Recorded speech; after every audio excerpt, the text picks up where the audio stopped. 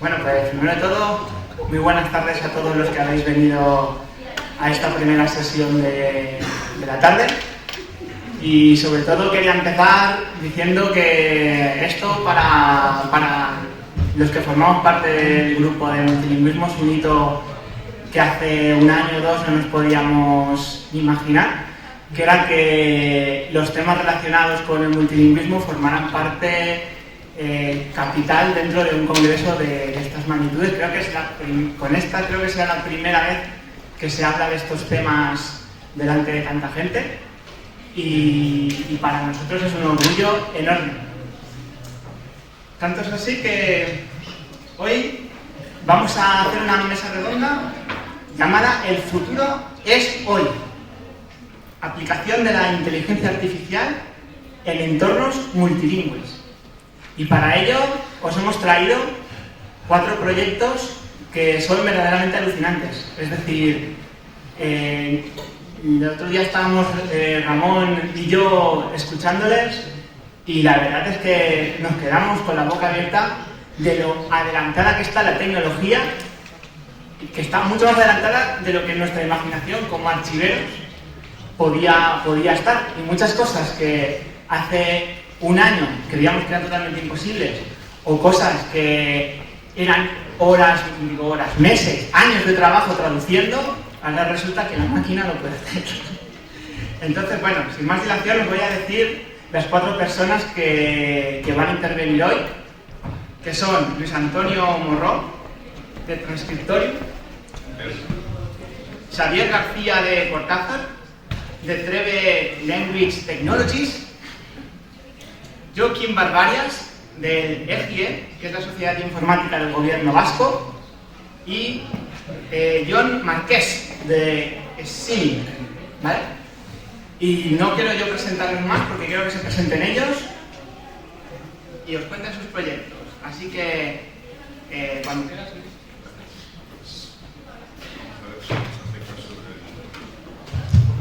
Sí, bueno.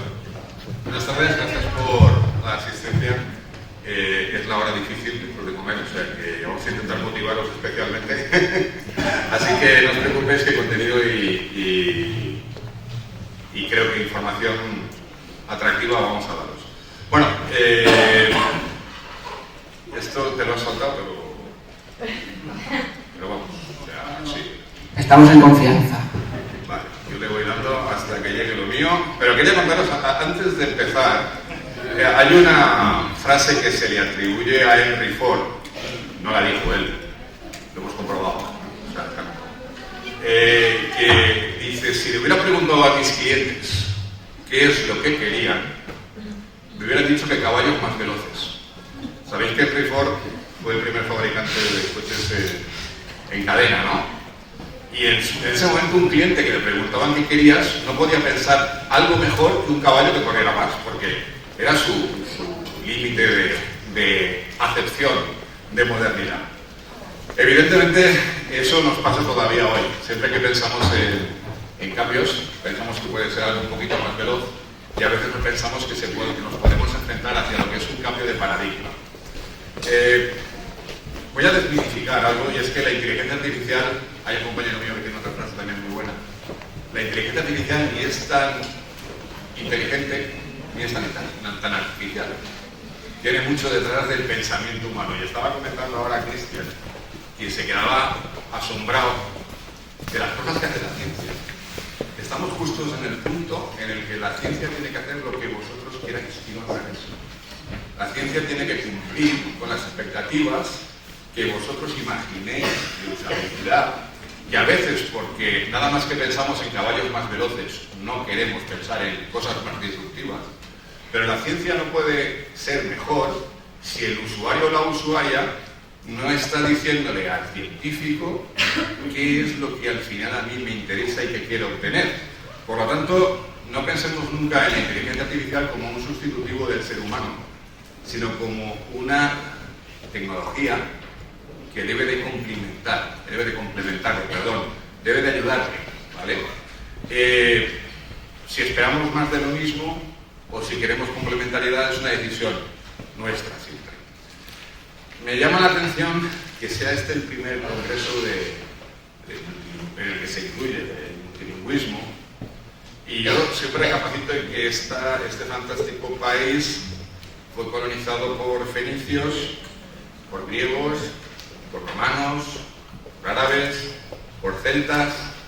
El latín fue un idioma que se convirtió en gallego-portugués, en leonés, en castellano, en navarro-aragonés, en catalán, a su vez en aranés, y además ha sobrevivido un par de idiomas preciosos, uno de ellos ya en desuso, pero el vasco ha sobrevivido a todos estos cambios, y el mozárabe pues, estuvo en un momento también en nuestra cultura. Y además de eso, esta nación, en sus anhelos imperiales y de expansión, al mismo tiempo que cuando fue conquistada por otras naciones, pues tiene parte de sus archivos, entiendo si me equivoco, en francés, en inglés, en italiano, en portugués, en sardo, y aún se conservan también archivos nacionales con escrituras en árabe y en hebreo. Pues esto del multilingüismo, que pasa que es una cosa nueva que tenemos que afrontar ahora. Es una cosa que nos ha sorprendido ayer por la tarde y de repente tenemos que abordar, ¿no? Es algo que vive con nosotros desde el inicio de nuestra historia y nuestras capacidades de hablar de archivo. Por lo tanto, la AI no es una novedad, ha existido siempre. Desde el primer momento que hay un papel en el archivo, ha habido AI, pero que entonces eran, y ahora son, archiveros o archiveras inteligentes. AI. ¿Por qué? Porque hacíais esa función de cuando algo no estaba en el idioma en el que uno lo quería encontrar, sabíais que estaba en otro idioma, lo buscabais, lo transcribías y teníais esa cultura incursa, que ahora le llamamos los modernos cross-lingual learning, que quedan, ¿vale? Pero erais ya capaces de pensar en un idioma y en el otro y buscar la información en función de lo que ese momento el usuario estaba reclamando. Bueno, pues enhorabuena. Esto que estamos haciendo ahora, intentemos que no sea más de lo mismo, intentemos que sea de verdad ese cambio de paradigma. Avanzo ya rápido, esto me lo voy a saltar también, como ha hecho Cristian, que me ha enseñado ya otras cosas. ¿Qué tenemos de multilingüismo hoy? Si vamos al portal de pares, el multilingüismo es duro.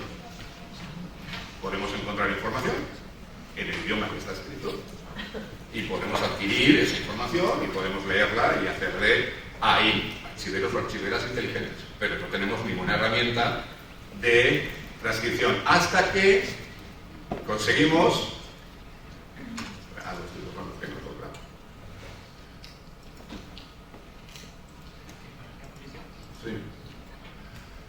una compañía que se llama Transcriptorium, que viene de la universidad, un centro de investigación que se llama PRHLT, pues trabajar con una tecnología que se llama indexación probabilística, luego lo explicaré mejor.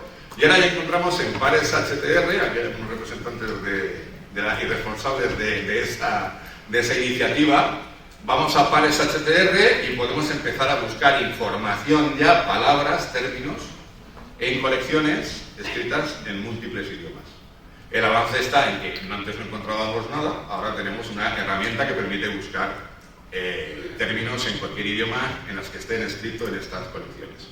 Una de ellas es el archivo de la corona entre 1476 y 1556, o 1479 y 1556, que como sabéis está escrita en varios idiomas. Búsquedas en español, espero que ahora funcione aquí solo, esto sí. Vamos a buscar en ese archivo la palabra frontera y buscamos por orden jerárquico en toda la colección, que son cientos de miles, y encontramos la palabra frontera, pero al mismo tiempo que encontramos frontera, encontramos todas las palabras que hay al lado y estamos viendo que el sistema está buscando y está encontrando todas las palabras que aparecen en esa colección y está además dándoles una probabilidad, es decir, la encuentro y digo qué probabilidad es la que tengo de que ese término sea realmente el que estoy buscando. Si pincho los términos de al lado, me va a decir la transcripción de esas palabras que ha encontrado. Puedo buscar en la misma colección palabras en catalán. Me voy a la misma colección, hago la búsqueda de una palabra, por ejemplo, Nosplau. Busco en toda la colección y me dicen en qué carpeta se está encontrando esas palabras. Veréis también, y ahí aparece Nosplau, pero si os dais cuenta está también con la capacidad de transcribir todas las palabras que hay alrededor. Sen, sólidos, lo, Nosplau. Es decir, el avance es no encuentro nada, de repente puedo encontrar las palabras en su idioma, las que están escritas en la colección. Puedo al mismo tiempo buscar palabras en dos idiomas, en latín y en español.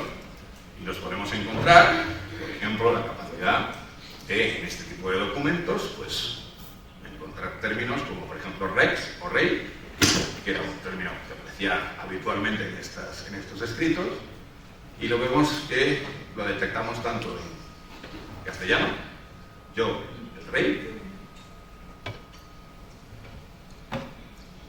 o en la fórmula que se utilizaba, Dominus Rex Mandatum.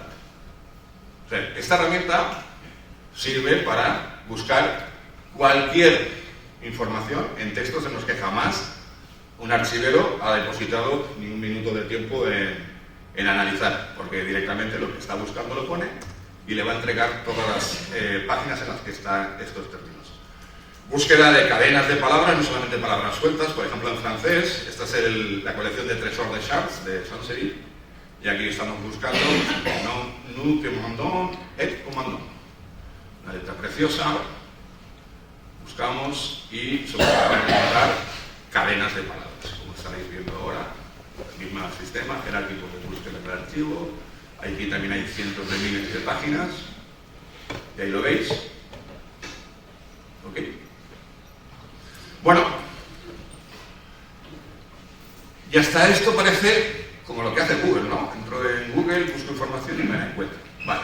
¿Qué pasa cuando yo no sé, porque no soy archivero y no tengo esa cultura, cómo se escribía una determinada palabra hace 5 siglos? Si la busco tal como yo la conozco, es muy posible que yo la encuentre, ¿verdad? Bien, hay un concepto que es el tema de la democratización de la información al ciudadano.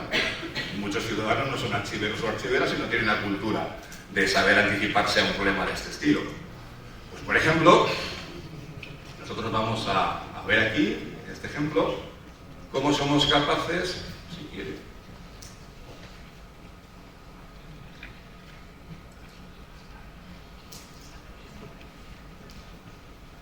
yo escribo información buscando una tal Isabel en el archivo de la Corona de Aragón y os aseguro que me han dicho que esto no es árabe y que ahí pone Isabel. Pero además, es que antes de eso pone Don Fernando, me estoy anticipando porque me lo sé. Ahí pone ciudad de Málaga. No es que lo encuentre, es que imaginad una cosa que tiene que ser más deductiva. Esa grafía la está interpretando sin que corresponda con lo que nosotros entendemos que ahí pone el término. Es decir, está buscando ahí, está encontrando Isabel cuando la grafía no corresponde con Isabel. ¿Correcto? Pero ahí tenéis, por ejemplo, una transcripción completa de toda la página, con lo cual alguien que no sabe cómo se escribía en castellano antiguo, pues ahora tiene toda la transcripción porque hemos normalizado a moderno este tipo de texto. ¿Ok? Perdón.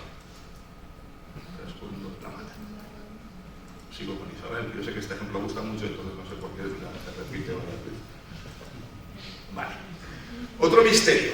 Palabras cortadas. Una palabra cortada para todo el mundo es una cosa sencilla de entender. Pero en un idioma una palabra cortada puede significar un hándicap importante a la hora de saber si esa palabra corresponde o no con lo que estás buscando, ¿no?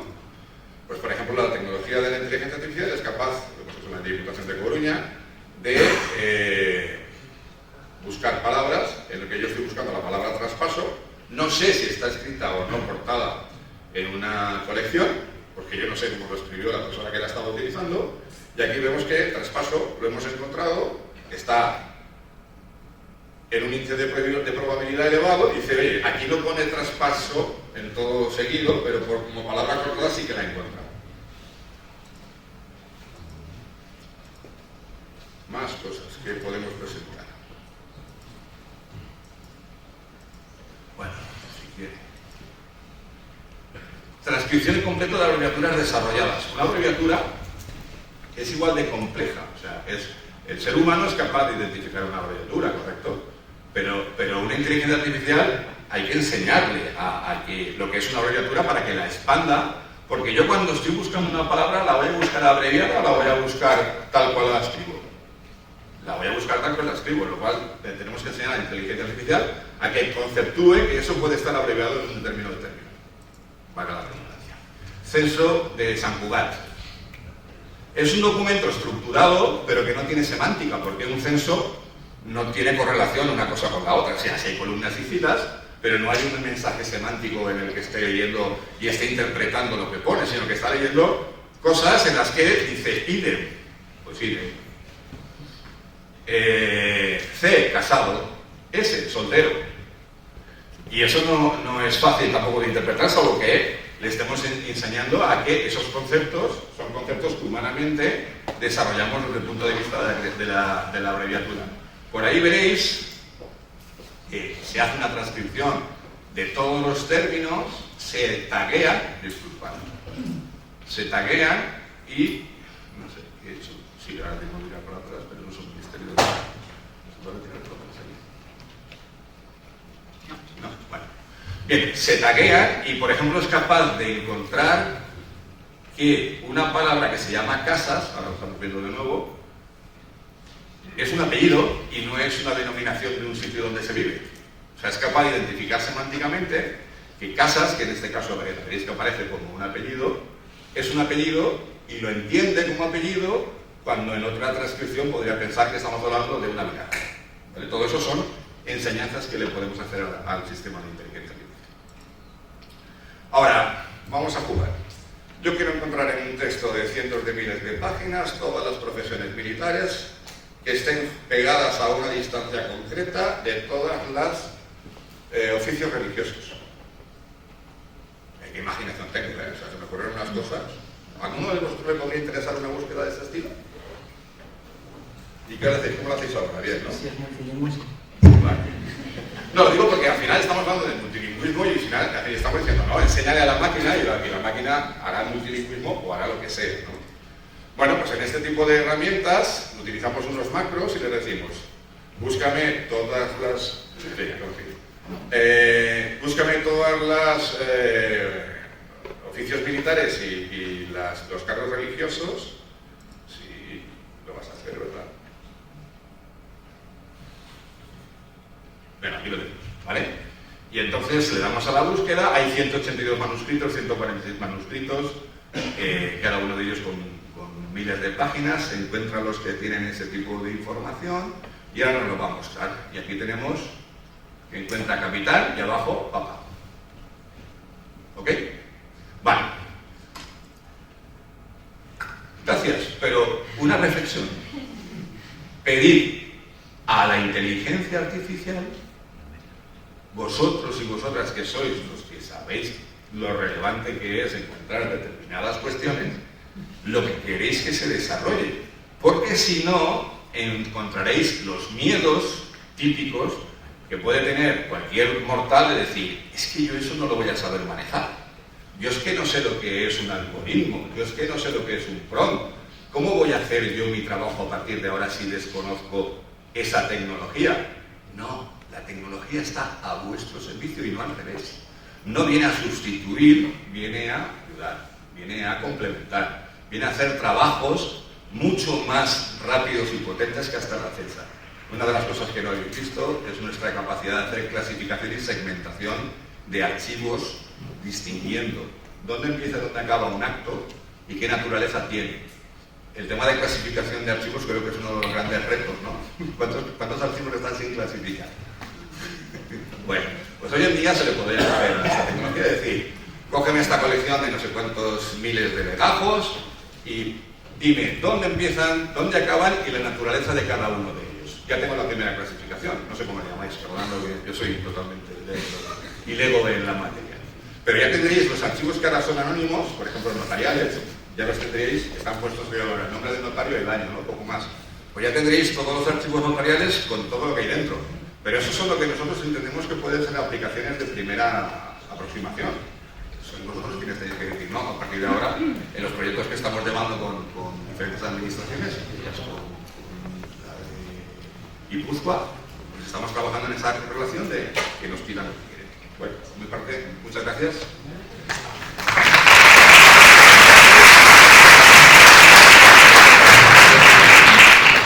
Muchas gracias. Ahora vamos a continuar con Xavier García de Cortázar, de Treve. Junto con Joaquín Barbarias, de GIE.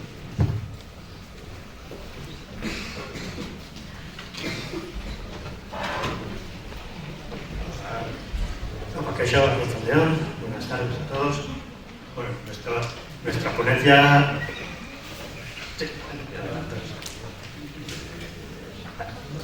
Nuestra ponencia no tiene tanto que ver con el mundo del archivo como ha dicho Luis, pero sí que tiene más de multilingüismo, de traducción, de inteligencia artificial también, como no, y espero que os interese. A esta presentación le hemos llamado Adaptando la IA también al multilingüismo, porque en nuestra experiencia con el mundo de la IA y el idioma, pues hemos entendido que tenemos que adaptar esa inteligencia artificial y la tecnología a cada dominio y a cada caso de uso que queremos abordar, ¿vale? Somos Xavier García Cortázar, CEO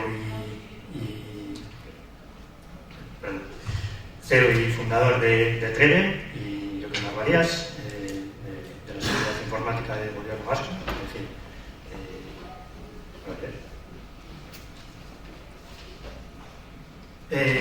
hoy vamos a nombrar varias tecnologías. Vamos a hablar de traducción, de transcripción, de síntesis, de streaming, de búsquedas semánticas, de herramientas, ¿vale? De herramientas basadas en inteligencia artificial relacionadas directamente con el procesamiento del lenguaje natural, pero son herramientas de ayuda que tenemos que entenderlas como tal, y tenemos que apoyarnos en ellas sabiendo que todavía tiene recorrido y que para conseguir resultados óptimos, aparte de apoyarnos en esa tecnología que acelera procesos y demás, tenemos que apoyarnos en los profesionales que son los que tienen el conocimiento real de la materia.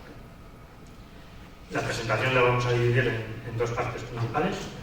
En la primera os contaré un caso de uso real, funcional y 100% productivo que ha puesto en marcha el Gobierno Vasco, y Xavier os contará nuevas funcionalidades, oportunidades y cosas a tener en cuenta a la hora de trabajar con proyectos relacionados con el procesamiento del lenguaje natural. Después de 4 slides para presentarnos y saludar, un poco de contexto, ¿vale? Yo soy de GIE. GIE es la Sociedad Informática del Gobierno Vasco, es el órgano gestor tecnológico que facilita la digitalización de los servicios públicos vascos, garantizando la seguridad, la calidad y el mantenimiento de las tecnologías de la información y comunicaciones. Y dentro de GIE yo pertenezco al grupo de innovación y vigilancia tecnológica, un equipo pequeñito que tenemos como objetivo conocer tecnología, evaluarlo mediante pruebas de concepto y en algunos casos que pueden ser favorables, incluso aplicarlo en proyectos de innovación productivos.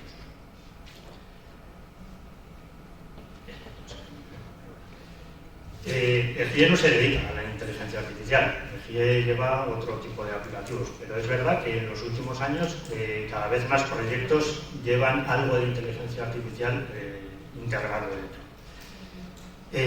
Nuestra relación con la inteligencia artificial empezó hace poquito, en el 2018, desde nuestro equipo de vigilancia.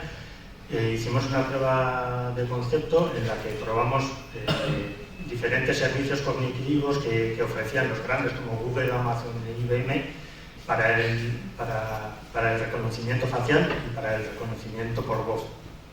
una prueba de concepto que no fructiferó, no fue más allá, pero nos acercó al Centro Tecnológico Vicontec, lo que explicará Xavier, y nos enseñó, aparte de otras líneas de trabajo que tenían, un traductor neuronal en euskera que nos sorprendió, porque en aquel 2018 los traductores automáticos que existían pues eran bastante deficientes, funcionaban en base a reglas muy cerradas y no daban muchas posibilidades. Entonces, este nuevo paradigma pues, nos dio otro enfoque y nos hizo soñar, ¿no? Soñar con aplicabilidades, con integraciones que podíamos hacer con él. Como veis en el segundo puntito, lo conocimos y enseguida lo pusimos a rodar. Creamos un servicio que podía traducir de euskera al castellano, castellano euskera, euskera francés, francés euskera, euskera inglés, inglés euskera, pero además, como estamos dentro de la administración y el lenguaje administrativo no tiene nada que ver con el lenguaje de la calle, pues se crearon modelos específicos para el lenguaje administrativo.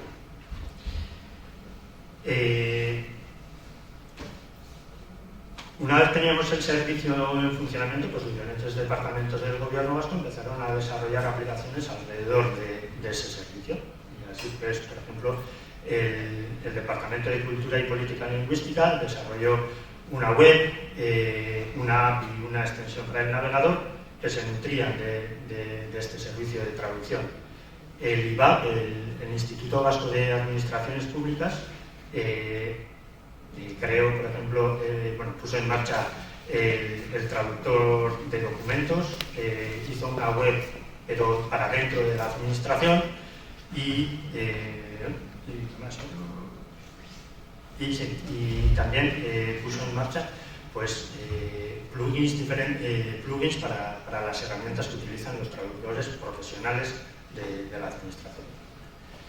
Con el tiempo, además, vimos que podíamos complementar ese servicio de traducción y añadirle nuevas funcionalidades. Se desarrollaron voces sintéticas en euskera, inglés, francés y castellano, y fuimos incorporando poco a poco también la transcripción online para traducir, o sea, para transcribir textos cortos, la transcripción offline para crear subtítulos de vídeos y audios un poco más pesados, y el último paso que hemos dado junto con Treve ha sido poner en marcha la transcripción en tiempo real, en streaming, y lo hemos aplicado en las sesiones parlamentarias en el Parlamento Vasco y en las ruedas de prensa posteriores a los consejos de gobierno de los más pesados. ¿Qué hemos aprendido durante estos 6 meses? Durante estos 6 años, perdón. Pues hemos aprendido que es muy difícil acertar a la primera, eso por descontado, que es necesario hacer y deshacer muchas veces, pero que la tecnología out of the box o lista para ser usada nos sirve para conocer la madurez de la tecnología en parte, pero que para conseguir resultados óptimos pues tenemos que apoyarnos en muchos datos, en datos de calidad, y ir de la mano del profesional, tanto del dato como del idioma o como de la tecnología. Creemos tanto en el dato que nosotros mismos, nuestro servicio, lo basamos en ellos, ¿vale?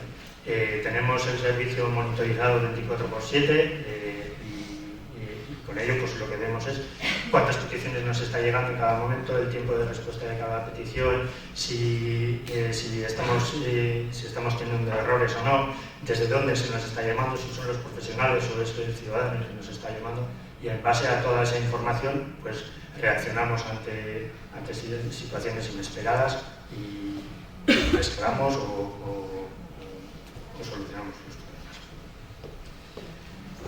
Y por último, bueno, pues como somos conscientes de que la tecnología todavía tiene recorrido y que estamos cometiendo errores incluso en la traducción, pues lo que hacemos es reentrenar periódicamente esos modelos de inteligencia artificial, pues, por ejemplo,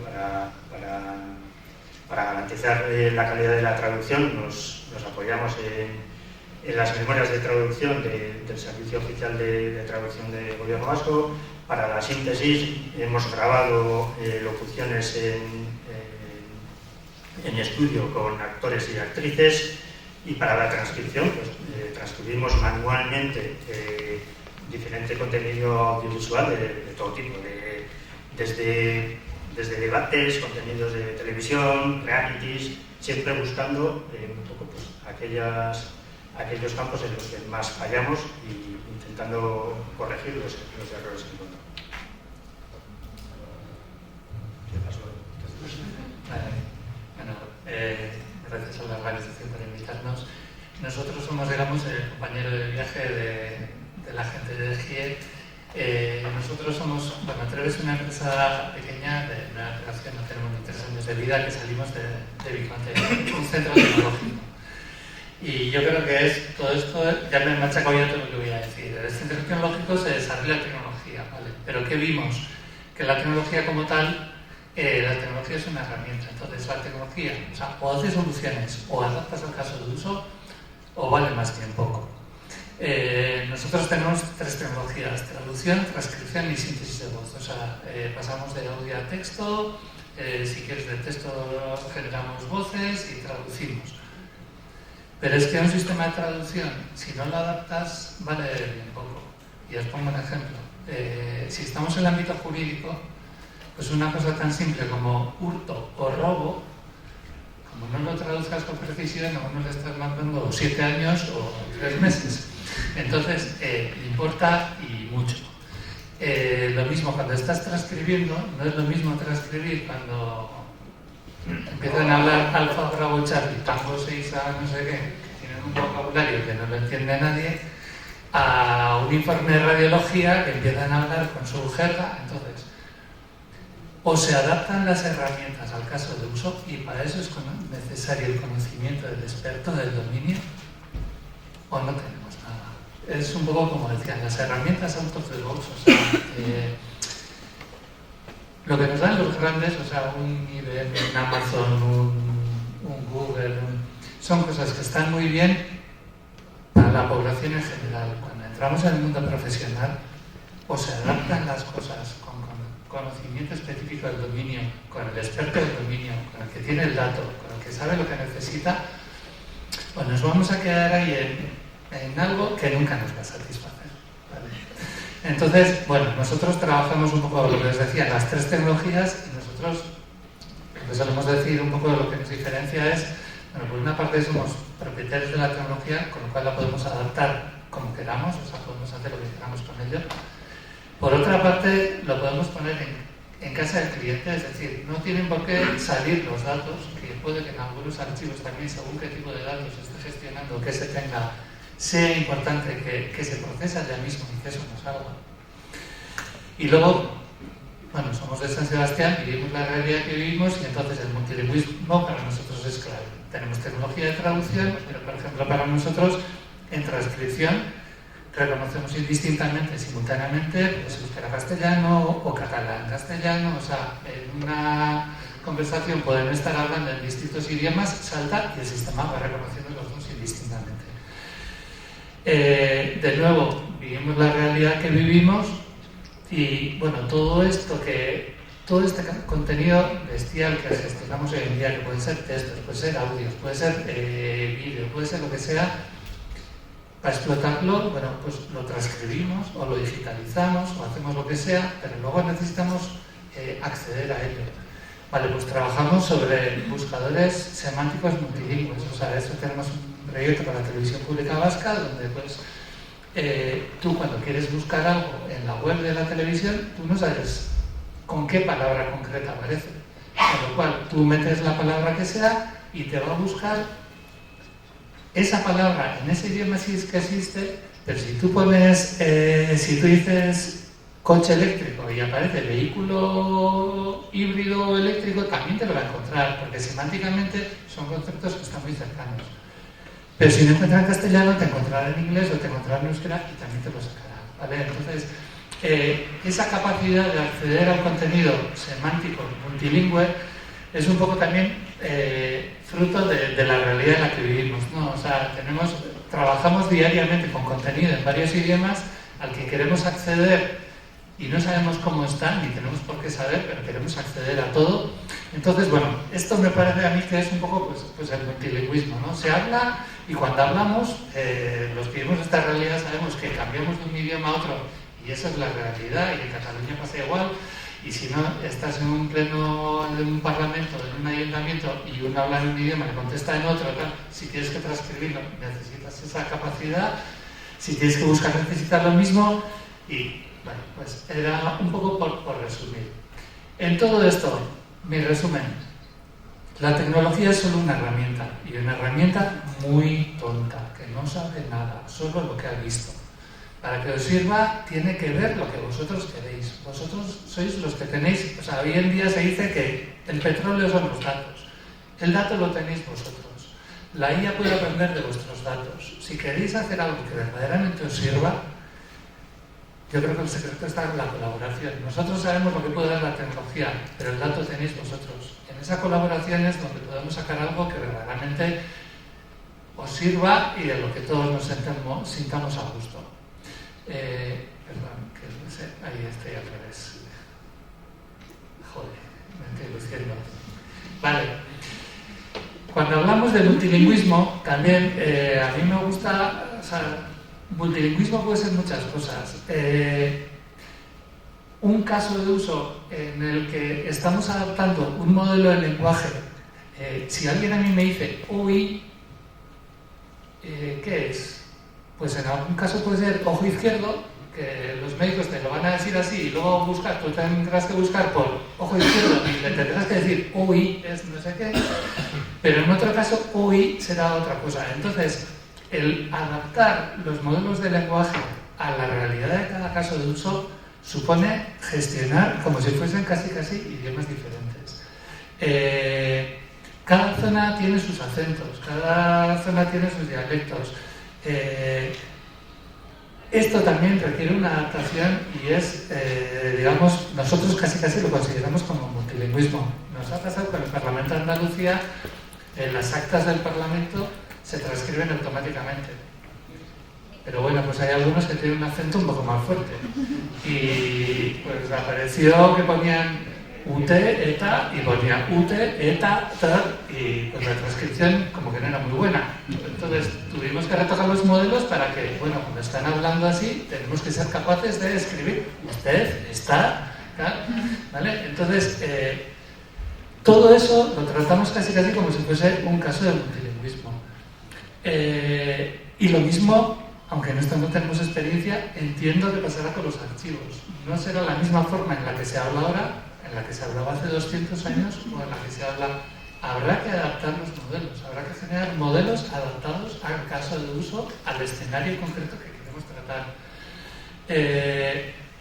Lo que digo, la tecnología existe, pero solo es útil si se genera en colaboración con el experto en línea. Y eso sí, nosotros solo podemos una herramienta. Y bueno, me suele gustar decir, o sea, que cuando tienes una herramienta es muy tentador, o sea, pues, todo se convierte en clavo, ¿no? O sea, ya tengo el martillo y todo se convierte en clavo. No, hay distintos martillos y hay algunos que son más adecuados para una cosa que para otra. Entonces, bueno, colaboración y adaptación al caso de uso también es la clave. Vale, muchas gracias.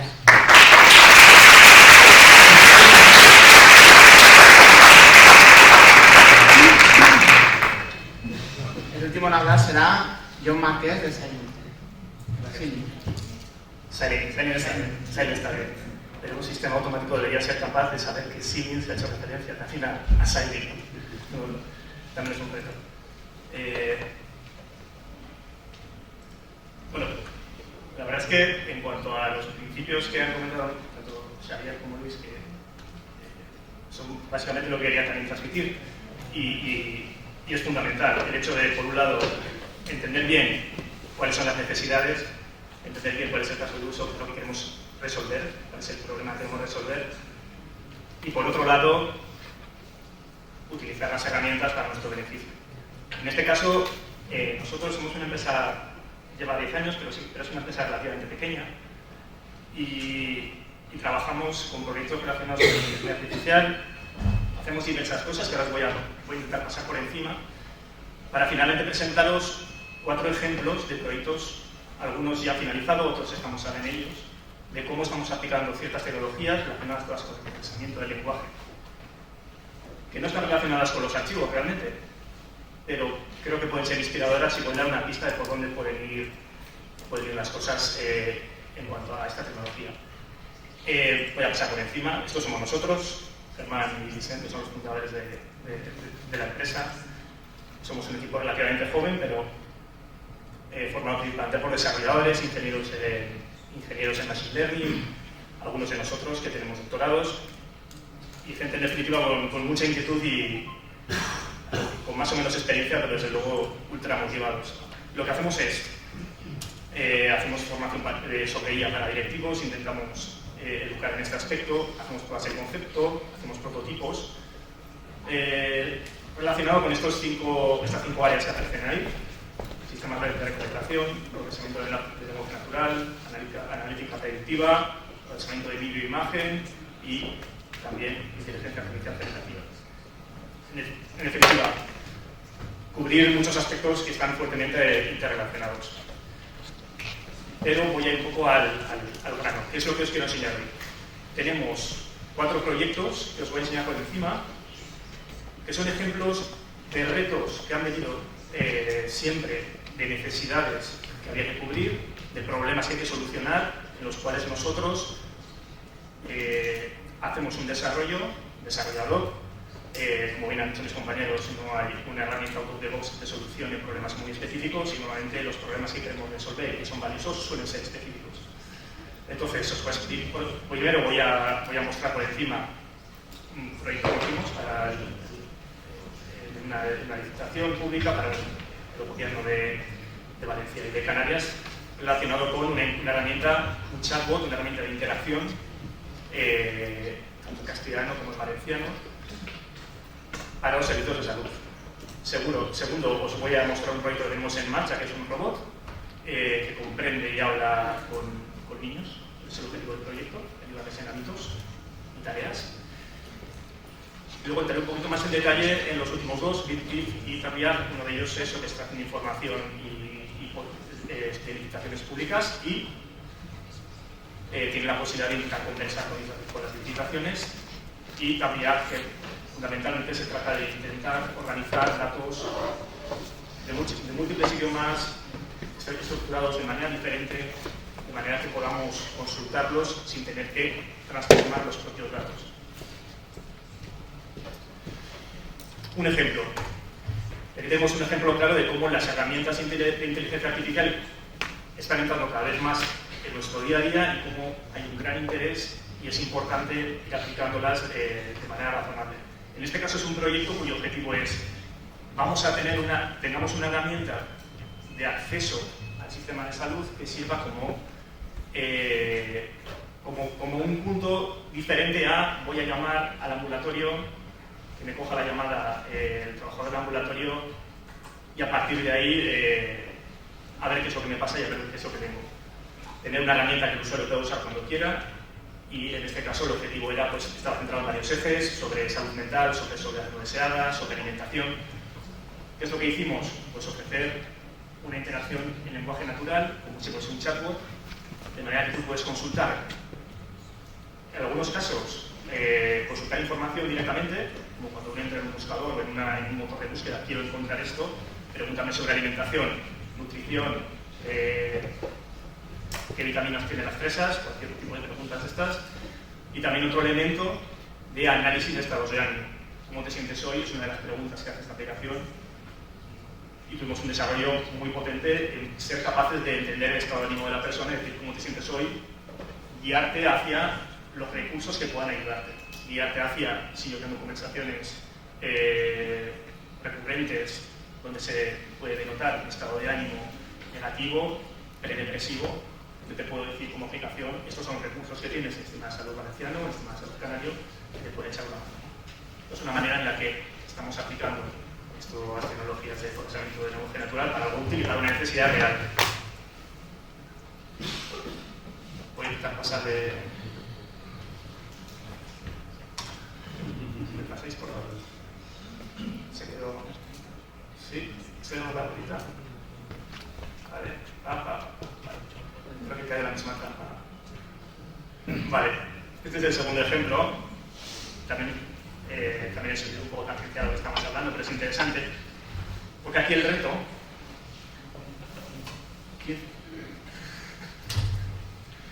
Voy a extender ahora hasta los 20 de 05. Aquí el reto está muy relacionado con lo que hemos hablado antes, con lo que nos ha presentado los compañeros de comprender y elaborar.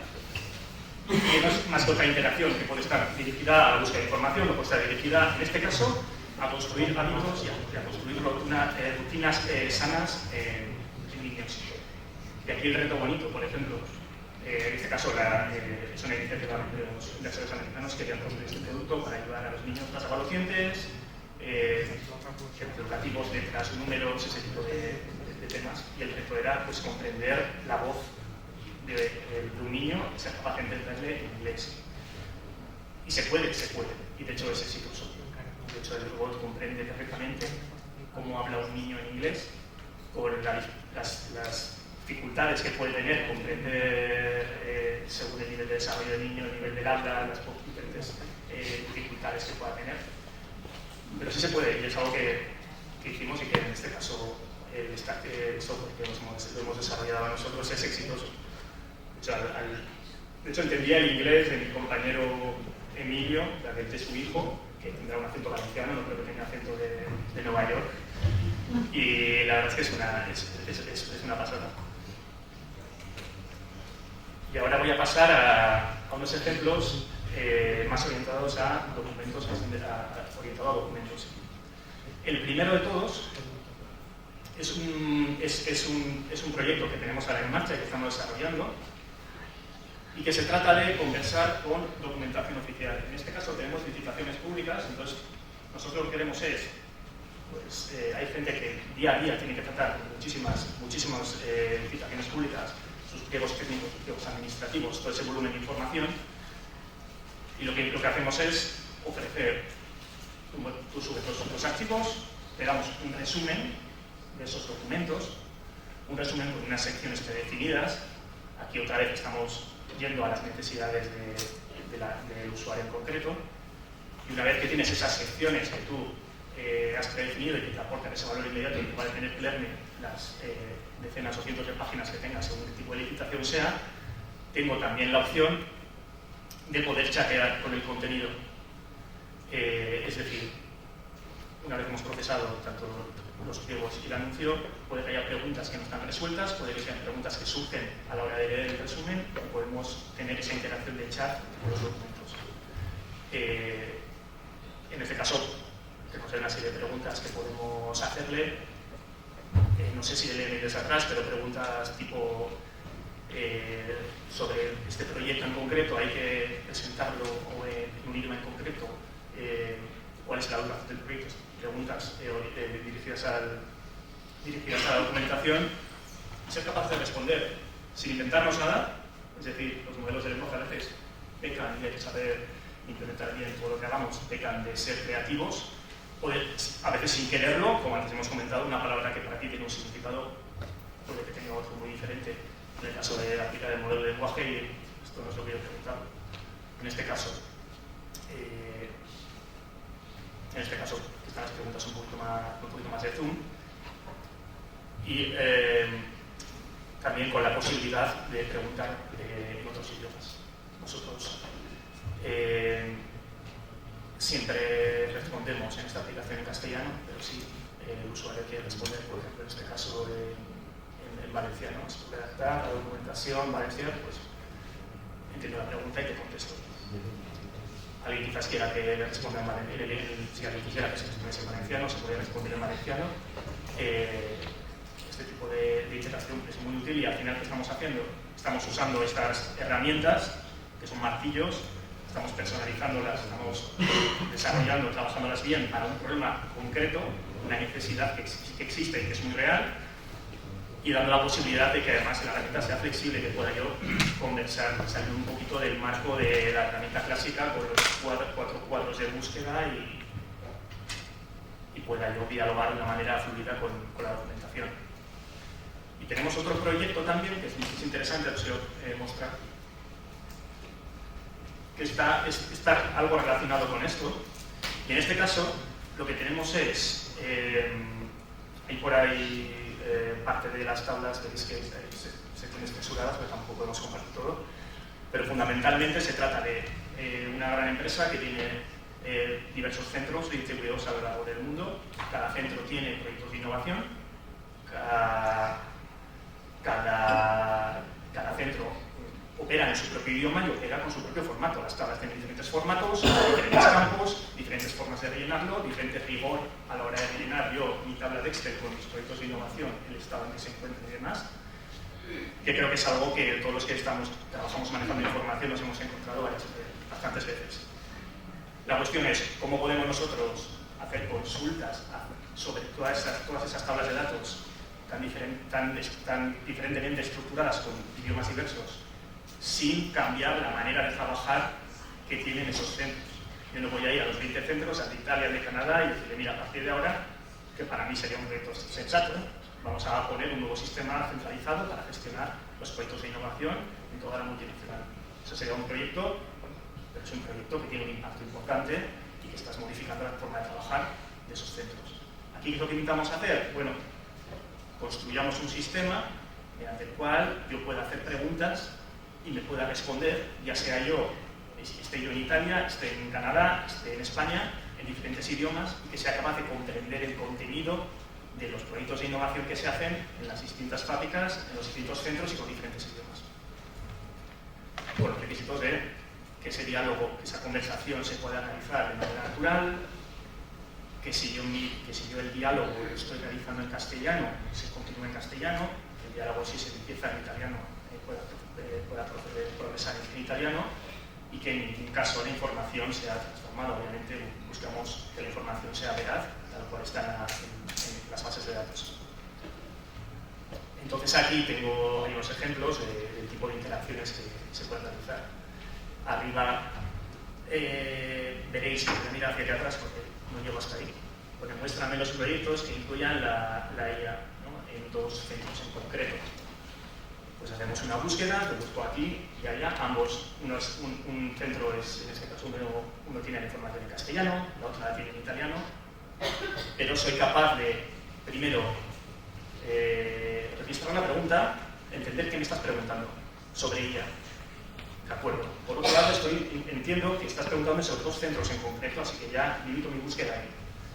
Y luego, de manera inteligente, es capaz de, por un lado, ver que en uno de los centros no existe como tal una información explícita sobre inteligencia artificial, no hay una columna, por decirlo rápido y mal, en una tabla que ponga IA, sí, no. Por lo tanto, hago una búsqueda semántica, donde voy recorriendo todos los proyectos, intento extraer el significado de los proyectos para ver si alguno de ellos, no de manera explícita, pero sí pues en medio de un texto de comentarios, se menciona que se está utilizando algo relacionado con inteligencia artificial.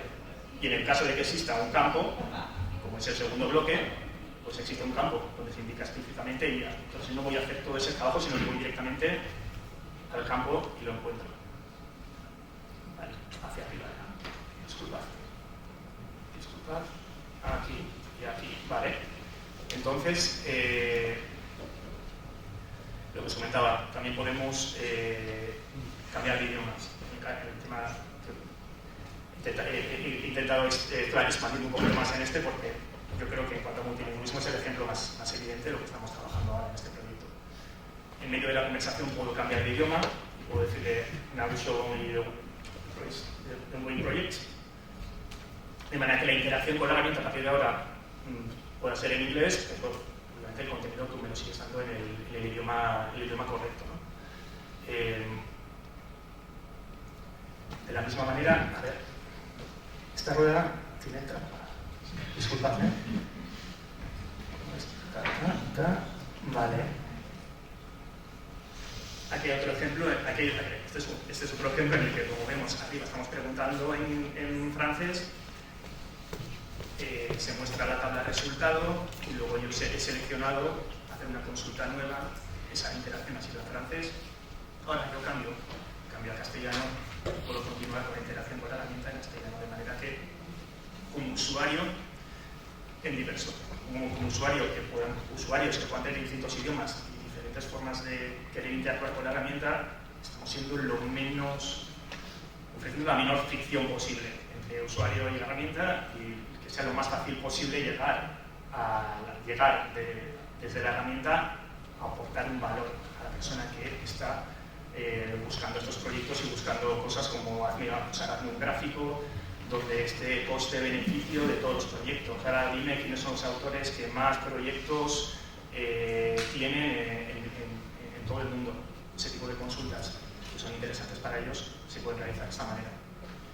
Y el multilingüismo no tiene por qué ser un switch, un botón, algo que se toque, sino que puede ser de alguna manera automático.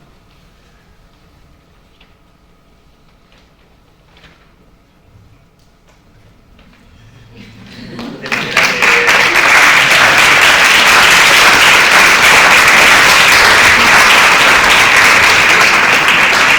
3 minutos más para poder recibir preguntas y dialogar y hacerlo de la mesa redonda. Muchas gracias, León. Venga, ahora vamos a intentar aterrizar un poco entre todos lo que nos han contado, que nos puede parecer un poco extraterrestre, ¿no? Pero en verdad hay que aterrizarlo al mundo de los archivos. Yo creo que hay una reflexión que tenemos que hacer aquí entre todos, y que lo han dicho antes, ¿no? Que es la importancia de los archiveros como profesionales, y que sin nuestros conocimientos, que además son muy diversos, porque controlamos de paleografía, que sería el proyecto que nos ha explicado él, controlamos de traducción, y a su vez conocemos los lenguajes a través del tiempo, somos como filólogos históricos también, que sería un poco su proyecto. Y a su vez, imagínense un chat GPS que sería como nuestro departamento de referencias, que además, con el añadido de que puede contestarle al usuario en el idioma que le esté hablando el usuario, que eso muchas veces es una cosa que hacemos un poco por educación, pero no de forma sistemática.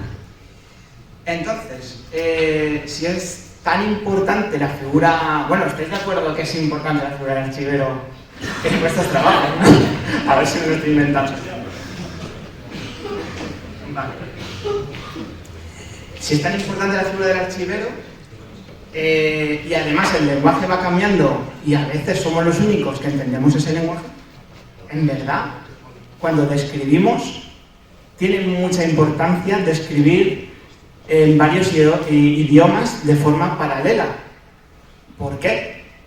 Porque la inteligencia artificial o el ordenador no está preparado para... no es lo suficientemente inteligente aún como para saber la traducción de una palabra hace 500 años de un idioma a otro. Porque quizás hoy en día se traduce de una forma y hace 500 años es totalmente distinta. Ramón siempre me pone el ejemplo de los censos.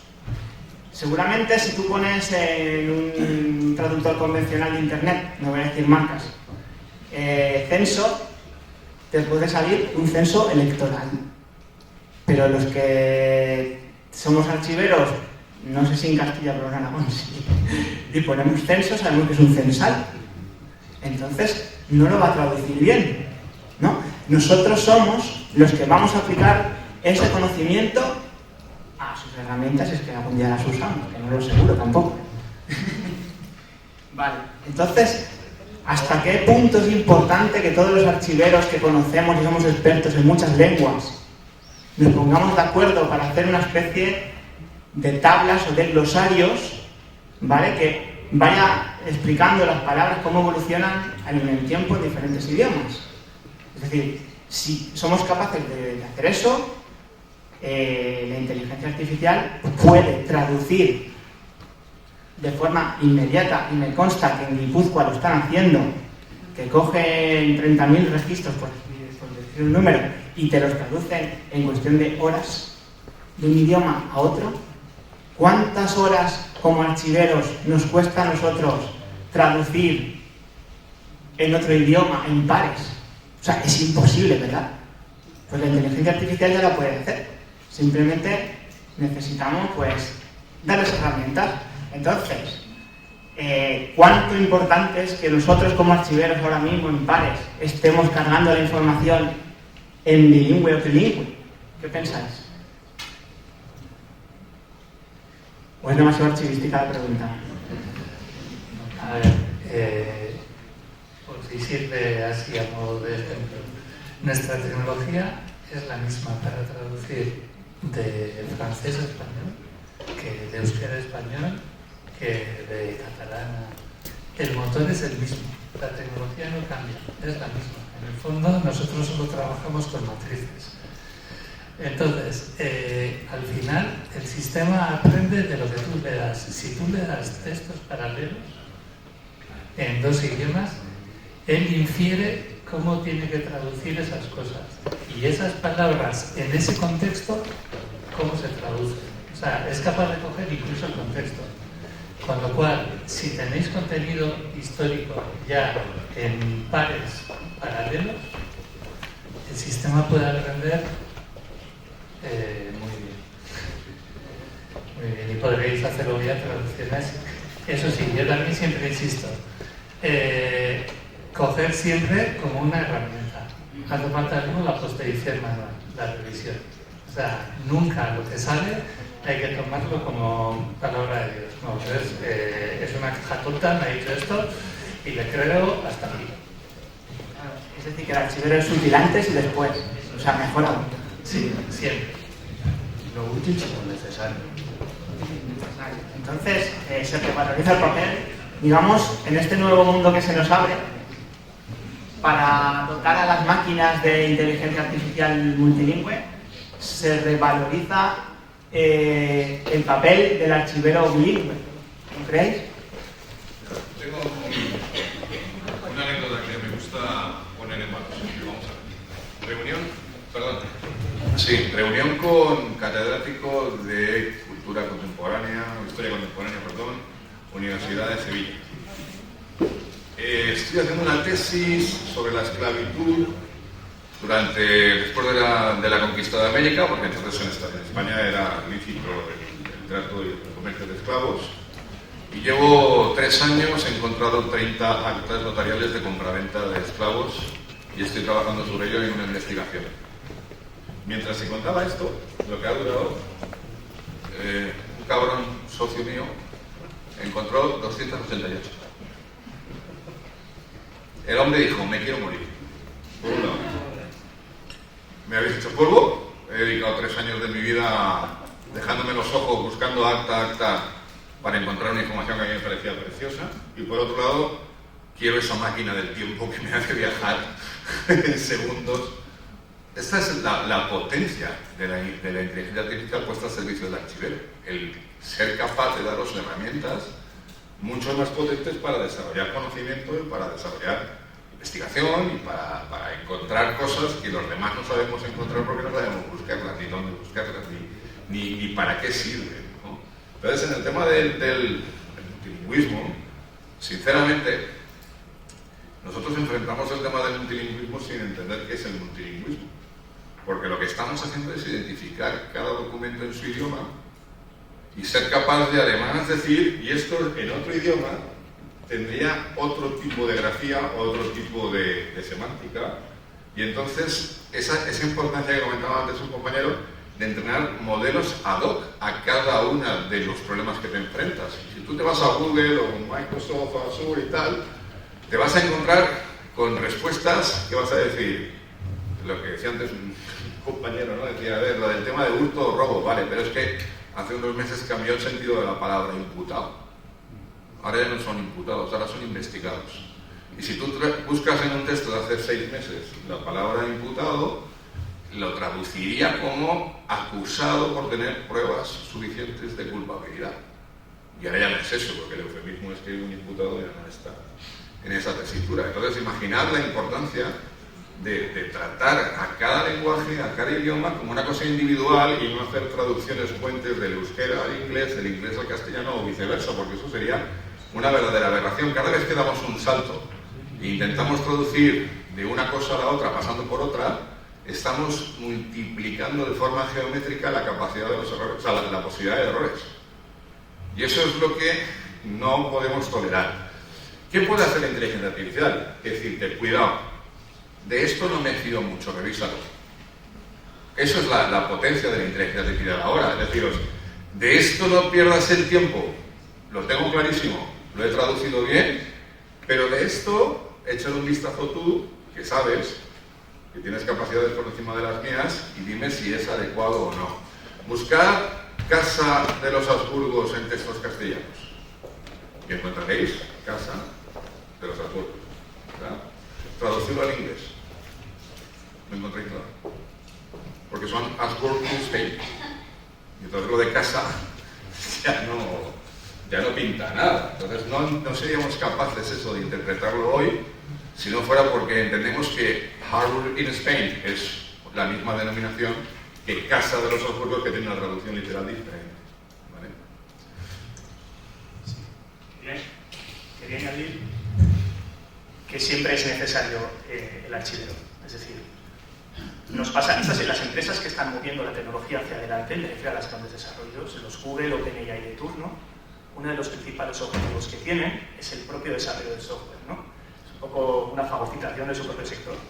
Entonces, por un lado están estos modelos de lenguaje y demás tecnologías que nos ayudan en casos como los que hemos visto hoy, y por otro lado también está, y es un foco muy importante que tienen, en que el software se desarrolle prácticamente solo. Entonces, yo como desarrollador de software os digo, esas herramientas que están tan avanzadas necesitan desarrolladores, necesitan expertos, son herramientas que nos ayudan, que nos ahorran tiempo, pero de ninguna forma por sí mismas pueden hacer ni una parte de las funciones que hace el desarrollo de software. Y en este caso es lo mismo. Son herramientas que a nosotros nos pueden y nos deben apoyar. Otra cosa es que luego podamos ver publicidad, siempre hay medios o frases por ahí sueltas, ¿no? Que parece que todo es catastrófico o no vale para nada o está resolviendo el gran misterio del universo. Pero al final la realidad es un punto medio. Son herramientas que nos pueden ayudar a nosotros. Y son herramientas que nosotros no tienen ninguna utilidad en este momento. Entonces quería hacer otra pregunta. ¿Y cuáles son los costes económicos de todo esto? ¿Esto es palpable para todos los archivos? ¿Solo para archivos muy grandes? ¿Cualquiera puede hacerse con servicios IA para archivos? A ver,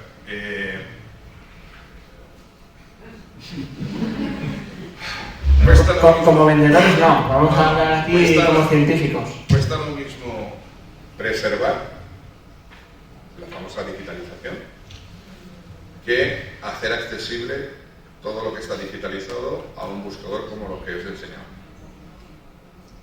¿Eso es caro? Bien, ¿y la utilidad? Vale.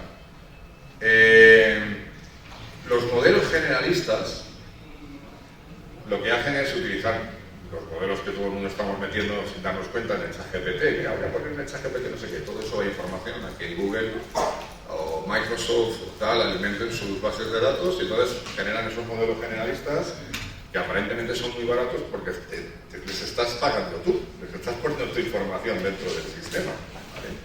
Y es posible que digáis, ¿no? ¿Qué barato me sale el ChatGPT? Bueno, depende. El otro día un abogado redactó una sentencia muy prestigiosa, redactó una sentencia con jurisprudencia y con mención de artículos y el ChatGPT se lo había inventado todo.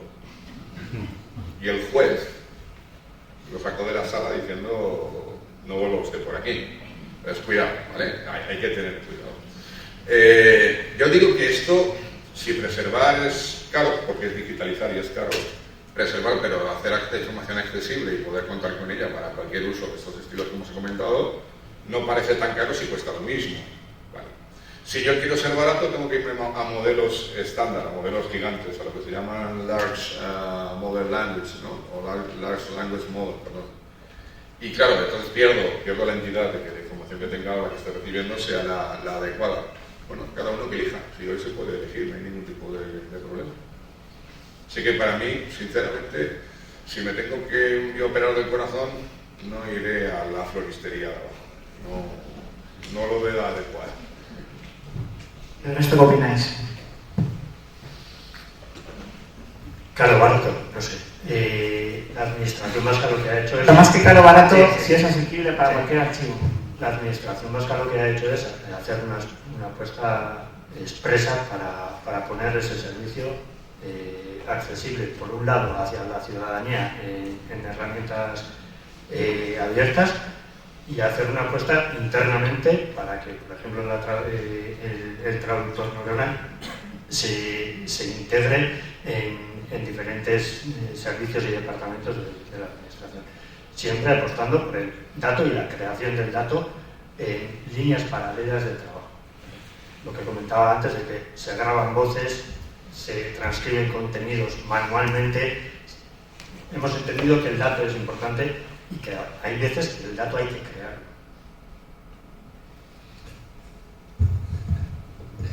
Yo entiendo que es parte de la conversación. ¿Qué problema tenemos? ¿Qué solución podemos buscar? Y luego el coste también. Pero creo que muchas veces también, y sucede, a nosotros nos ha sucedido, que buscando esa solución y implementando, poniéndola en marcha, te das cuenta que estás aportando también otros valores. Es que no solamente me estás ofreciendo una herramienta que resume citaciones y hago consultas, sino que además me estás evitando errores que yo antes, como humano, realizaba. Estás evitando ese tipo de errores.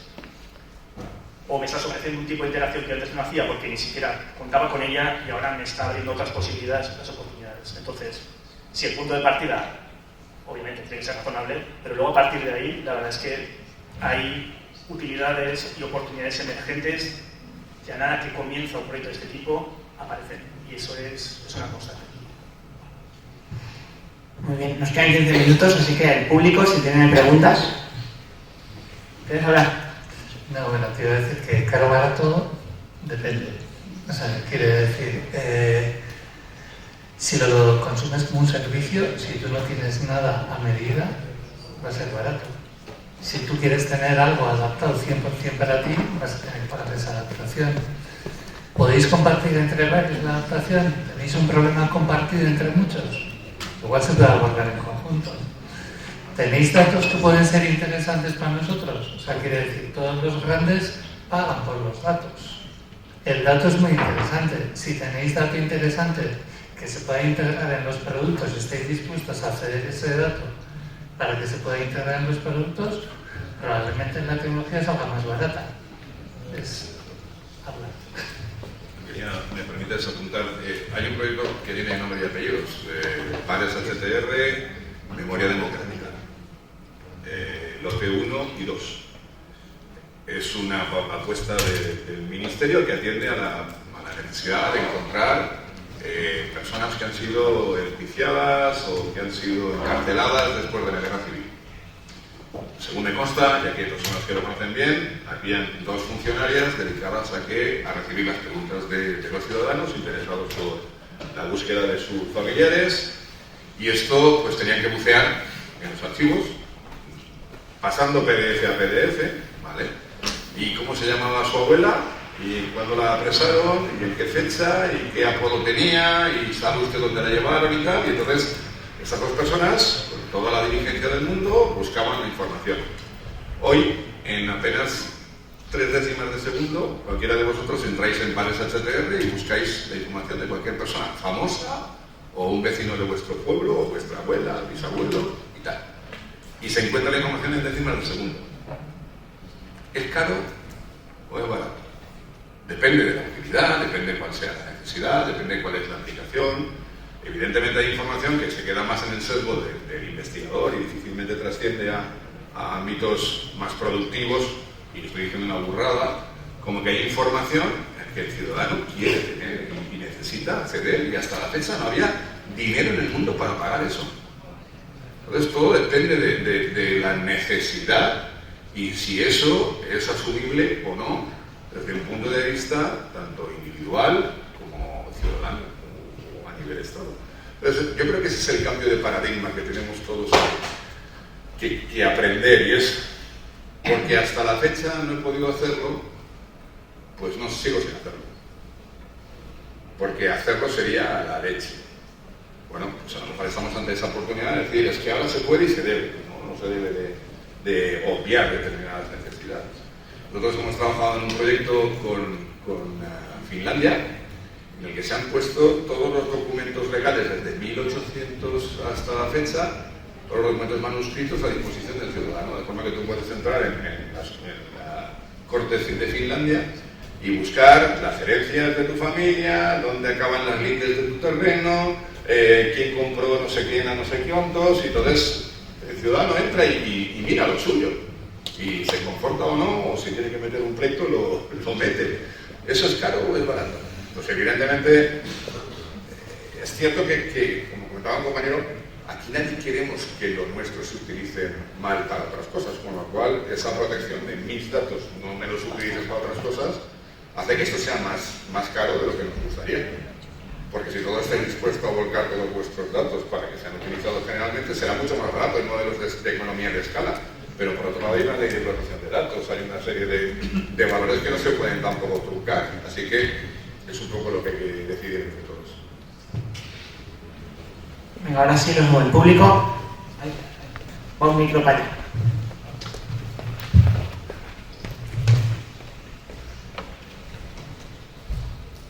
A ver, me veo un poco obligado ya por alusiones. Ya. ¿Por qué será? De todo lo que habéis estado hablando, todos es bastante interesante, son tecnologías muy útiles. Bueno, en cuanto al precio, pues para la economía que solemos tener los archivos, podemos entenderlo como caro. Ahora, depende del objetivo que quieras y en que estés interesado en invertir tu dinero y en que no. En el ejemplo que acaba de poner Luis, en el caso de las series del Archivo General de la Administración, tenemos volcadas en pares HTML, pues fue muy útil en el sentido de tener muy rápidamente, porque es verdad que el procesamiento no fue en periodos largos, fue algo rápido, una gran cantidad de fichas de este tipo de libertad condicional y fichas de presos. Algo muy interesante en estos momentos para la memoria democrática. Y muy interesante para la búsqueda de aquellas personas interesadas en buscar nombres de personas, lugares, que ese tipo de documento es muy factible para este tipo de técnicas y de buscadores, porque lo que busca la gente al final son nombres y lugares, básicamente nombres de personas y lugares. Y es bastante efectivo, es escritura manuscrita, pero contemporánea, tiene parte mecanografiada, está muy bien. La verdad es que estamos contentos con el resultado y es de agradecer. Pero bueno, a nivel archivístico cubre una parte de nuestras necesidades, pero no todas, pues como toda tecnología. No nos proporciona restricciones, que nosotros también trabajamos con eso. No podemos interoperar con esas imágenes para subir a Apple, por ejemplo. Es una tecnología que queda cerrada en nuestro entorno archivístico de pares o español, si queremos decirlo así. O gente que acceda desde fuera, pero no a través de una interoperabilidad archivística como podemos estar acostumbrados a otro tipo de portales y demás. Pero bueno, que es una opción que tenemos, que ahí está y es muy interesante. En cuanto a modelos multilingüismo, es que habéis dicho tantas cosas.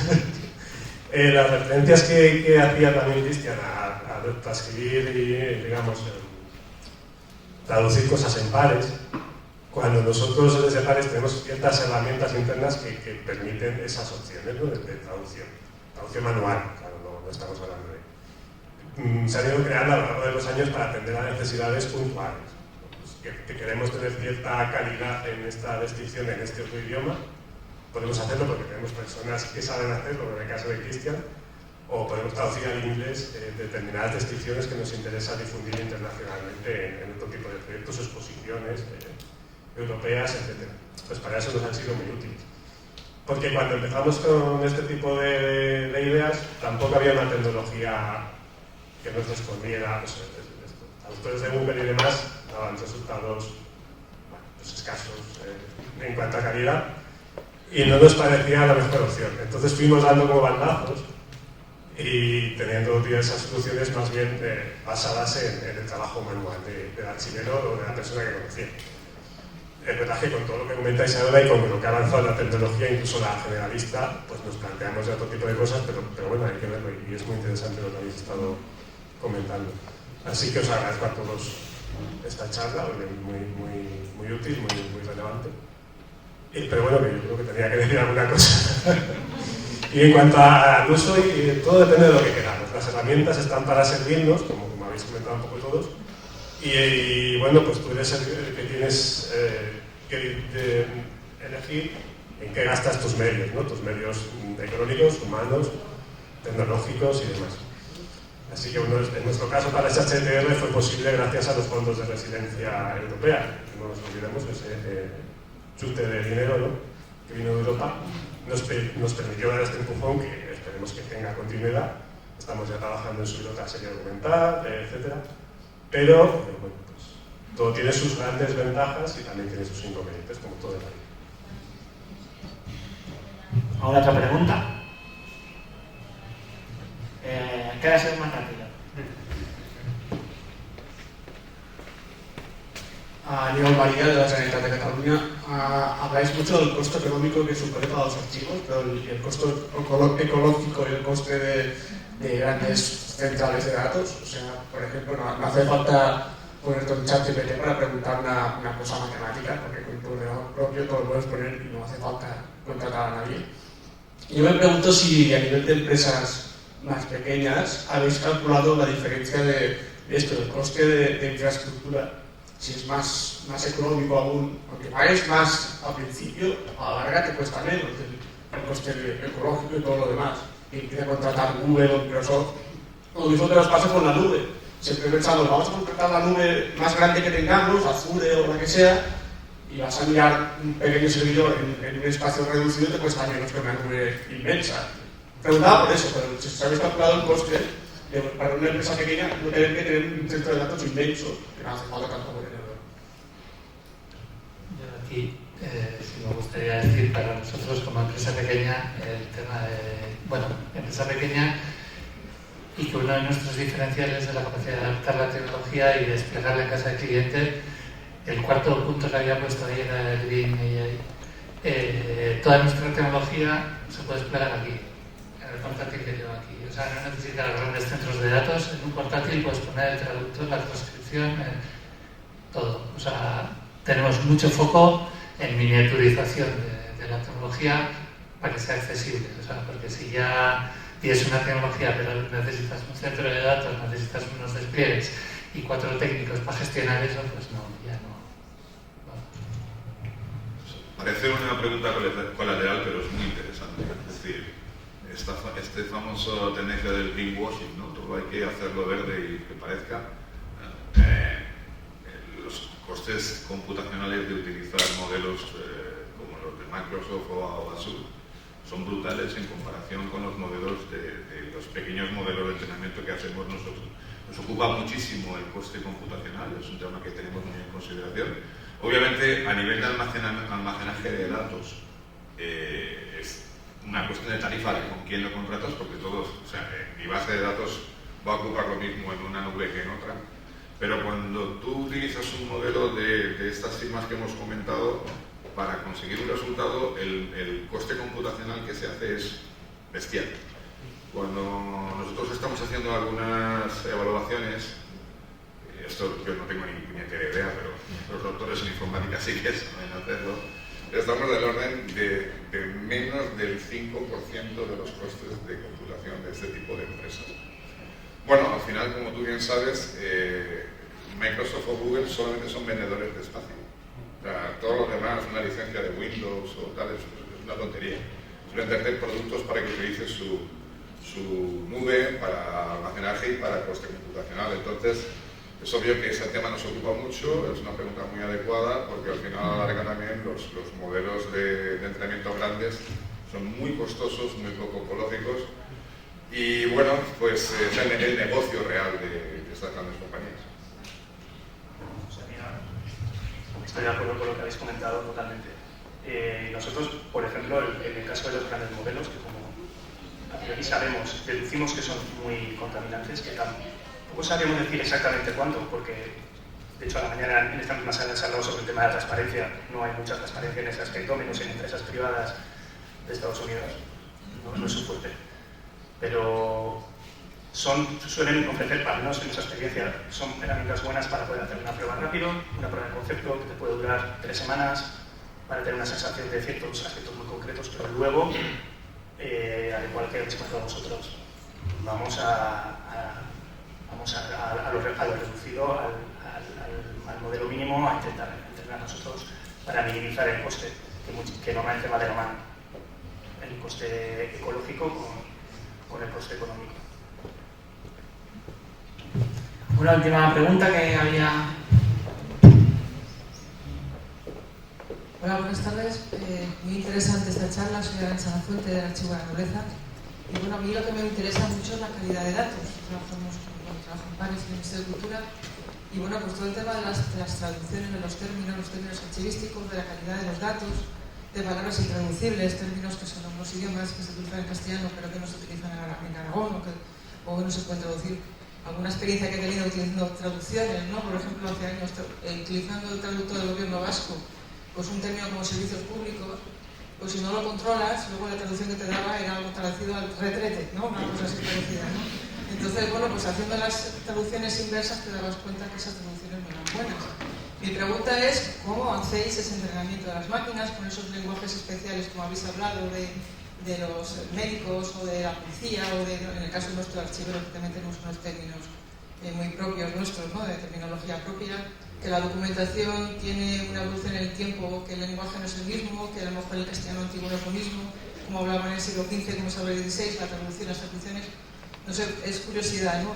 En alguna vez he oído, por ejemplo, lo que hacen en Utah, tienen una especie como de aplicación para que la gente juegue en los móviles, para que vaya aprendiendo y enseñando la máquina, ¿no? Pues esas cosas, no sé, a lo mejor en los archivos podríamos también tener una aplicación nosotros para ir enseñando las máquinas, de esa manera poder utilizar también estas aplicaciones, no sé, es una especie como de experiencia colaborativa, ¿no? Como puedo utilizar el término de la... no hablo más porque hablo mucho. No, pero has dado, es que estamos hablando todos de la colaboración necesaria del transcriptorio. El 30% de la plantilla son paleógrafos e historiadores. Porque no puedes intentar hacer una transcripción correcta si no te pones en ese lugar de qué significaba eso en ese momento y cómo lo tienes que traducir actualizado o normalizado. Claro, también lo que significaba entonces no es lo que significa ahora. Entonces, por eso es más importante entrenar modelos ad hoc a esta colección concreta que no intentar utilizar datos de otras colecciones y traspasarlos a una porque crees que más o menos es lo mismo. Entonces, al final, el proceso es un proceso muy fino, porque entre utilizar un modelo estándar o utilizar un modelo hecho ad hoc, la eficiencia mejora entre un 30% sobre el estándar. Imagínate, o sea, es decir, es una brutalidad.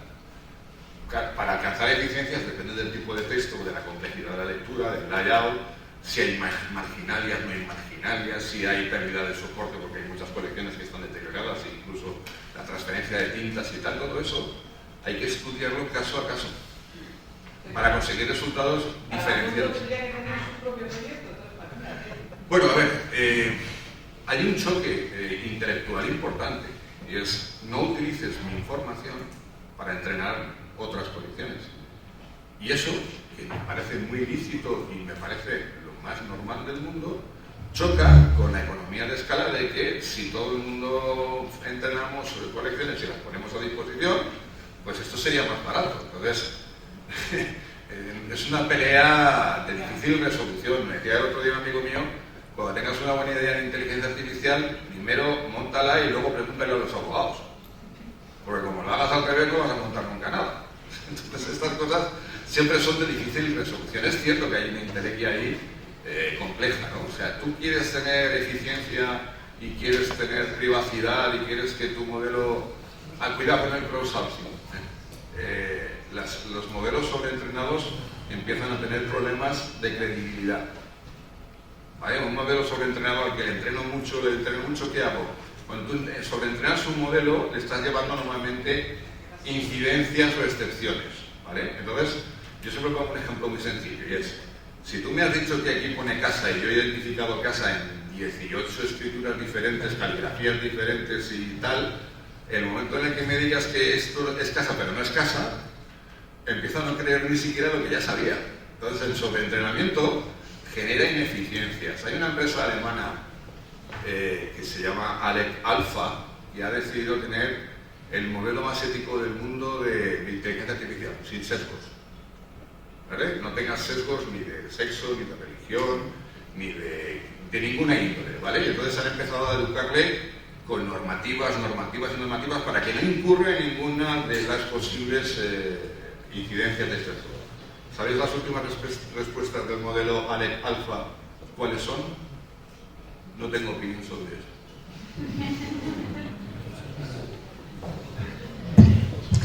Yo, un poco al hilo de lo que decías, de hacer algo colaborativo, donde veis apuntando y tal, nosotros cuando empezamos con el traductor, muy inocentemente, pusimos el traductor abierto para que la gente hiciese sus aportaciones, sus correcciones y tal. Y nos encontramos con que la gente tiene un ego muy alto y entonces, o sea, todos nos hacían correcciones que estaban peor de lo que ponían. Entonces es como, ¿cómo filtras el que verdaderamente sabe y el que no?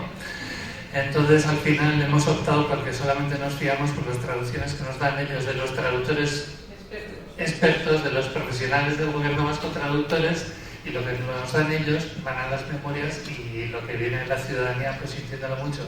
Aunque haya cosas que igual están bien, pues no. Y yendo un poco más allí también, ¿cómo hacemos? A ver, para el traductor se entrena con memorias de traducción, es decir, cogemos pares. Y luego tenemos como distintos niveles de personalización. El nivel de personalización más básico es con terminología. O sea, hay veces que tú quieres que cierta palabra se traduzca siempre de una manera concreta. Con lo cual, en el momento de traducir, tú le dices qué terminología quieres utilizar. O sea, te estás forzando a que una palabra se utilice siempre. Esto está bien, pero en ese caso estás perdiendo el contexto. O sea, quiere decir, por lo general los traductores, cuando ven una palabra, los motores de traducción, cuando ven una palabra, la ponen en contexto y saben cómo traducir. En cuanto tú le metes una terminología por encima, va a forzar a que esa palabra siempre sea de esa manera. Nos ha pasado, pues, era un documento marítimo, tal, cabo, dijeron, no, cabo, dijo como cuerda, ¿no? Pero luego en el texto aparecía llevar a cabo y pues puso lo que puso, ¿no? Entonces, quiere decir, hay que tener mucho cuidado cuando fuerzas a utilizar terminologías. Y luego ya el siguiente nivel de adaptación, que es el mejor, es el de parte de un motor de traducción y yo le incorporo mi memoria de traducción, que es como las frases específicas o mi forma específica en la que quiero decir ciertas cosas.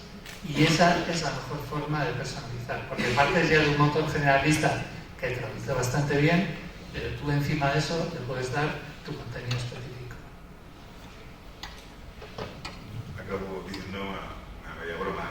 ¿Habéis visto nunca a dos paleógrafos peleándose por lo que ponen en un sitio?